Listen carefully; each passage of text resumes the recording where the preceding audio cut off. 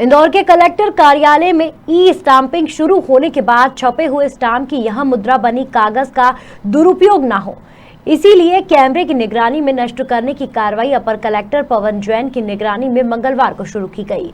Stamp को नष्ट करने के बाद लुगदी बनाकर रिसाइकल कर फिर से कागज बनाया जाएगा। मध्य प्रदेश में संपत्ति के पंजीयन के लिए वर्ष 2015 में ई स्टाम्पिंग व्यवस्था शुरू हुई थी, जिसे राज्य सरकार 7 साल बाद ऐसे 6000 करोड़ रुपए के स्टाम्प पेपर को मंगलवार को नष्ट किए जा रहे हैं। इनके इतने छोटे छोटे टुकड़े किए जा रहे हैं कि कोई इनको जोड़कर दुरुपयोग ना कर सके। स्टाम्प पेपर के विनष्टीकरण की पूरी प्रक्रिया सीसीटीवी कैमरे की निगरानी में की जा रही है। इंदौर में लगभग 1100 करोड़ रुपए के स्टाम्प पेपर नष्ट किए जाएंगे। इसके लिए बाकायदा एक समिति बनाई गई है, जिसमें प्रशासन, पंजीयन एवं मुद्रांक विभाग और जिला कोषालय के अधिकारी शामिल है। प्रदेश में सभी जो हमारे कोषालय हैं, ट्रेजरीज हैं, उसमें रखे हुए थे, तो शासन स्तर से ही एक वेंडर फाइनल हुआ है। हम लोगों ने इसकी लिस्टिंग करके पहले बता दिया था कि 500, 1000, 2000, 5000, 15000 इस तरह के स्टैम्प पेपर थे जो कि 2015 से प्रचलन में नहीं थे।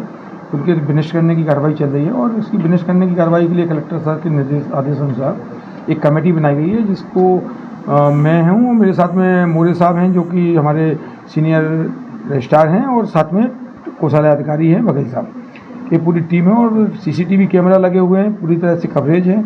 और अब सुनिश्चित किया जा रहा है कि जो वेंडर भोपाल से फिक्स हुआ है और हमारे अधिकारी कर्मचारी उनकी नंबरिंग नोट कर रहे हैं, साथ में उनके विनिष्टीकरण की जो प्रक्रिया है कि किस तरह से स्टैम्प पेपर विनिष्ट हो जाए, और फिर इसके बाद ये संबंधित जो वेंडर है वो ले जा करके उसको गला करके उसकी लुगदी बनाने का काम करेंगे।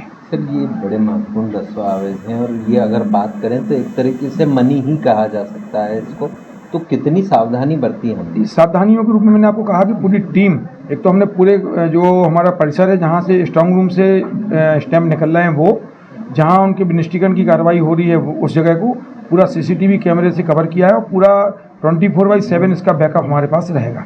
7 से 8 दिन में हम सारे स्टैम्प जो हमारे पास है उनको विनिष्ट कर देंगे, और उसके बाद वेंडर जो फाइनल हुआ है वो यहाँ से ले जाकर एक पर्टिकुलर कंपनी है, वहाँ जाकर जिसको ऑर्डर मिला है वो उसको गला करके उसकी लुगदी बनाने का काम करेंगे। ट्रांसपोर्टेशन के दौरान भी कुछ इसमें क्योंकि अब सारे पेपर विनिष्टी हो जाएंगे तो विनिष्टीकरण के बाद तो मुझे लगता है सारी चीज़ें समाप्त हो जाएंगी, बट उसके बाद भी वेंडर की जवाबदारी रहेगी कि वो पेपर ले जा करके उसकी फाइनल डिस्पोजल करे उसका।